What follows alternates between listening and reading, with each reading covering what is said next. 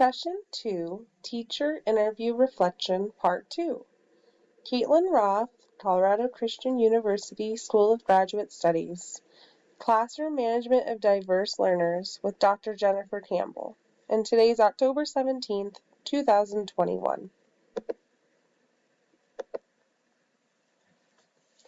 I interviewed a 7th, 8th grade ELA teacher.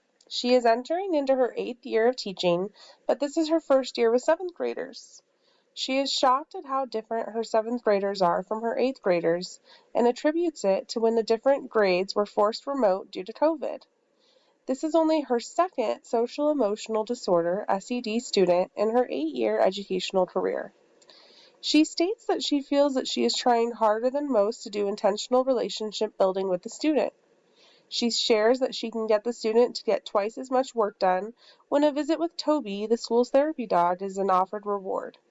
She shared the hardest part of engaging with the student is knowing the triggers because they seem to change daily. Time with Toby and Poppets are strong motivators for the student, but they do not work every time. If the student had a rough night at home or gets into a fight with her sister, the teacher and the mental health professional have not been able to find a way to bring the student back to the learning environment rather than the storm brewing in her brain. What I learned from this interview from this very awesome teacher is that trauma is real and affects people more than our population realizes. This student has behavioral issues from a trauma history. Her negative, attention-seeking behaviors and saying extreme statements is her coping mechanism to get attention, or the opposite problem of trying to push people away who are close to building a relationship. She had 2 foster home placements, one supportive, the other destructive, and these lived experiences resulted in her building a very big wall in front of her trust button. She can become fixated on a topic, but the topic changes daily, if not hourly, depending on what catches her attention. I will apply my findings from the interview, the observation, and this week's readings by continuing working on the relationship with the student. I will help doing this with consistency and warmth and understanding.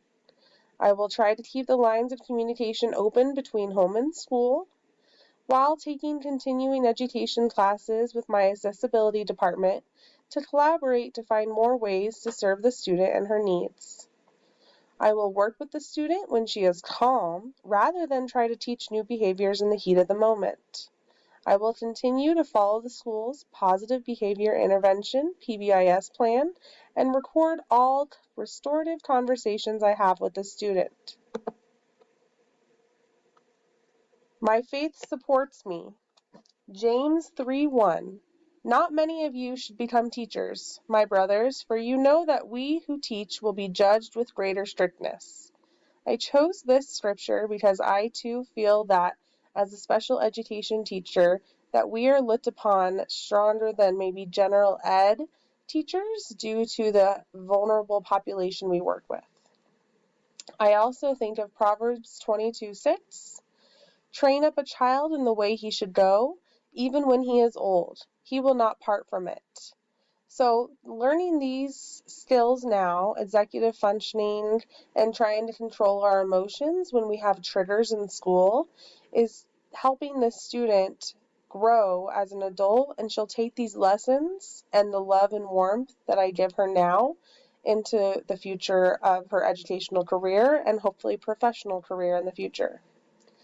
The days when I feel that I've made a mistake become a special education teacher with all the extra risks that come with working with this vulnerable populations, I just think he will see me through.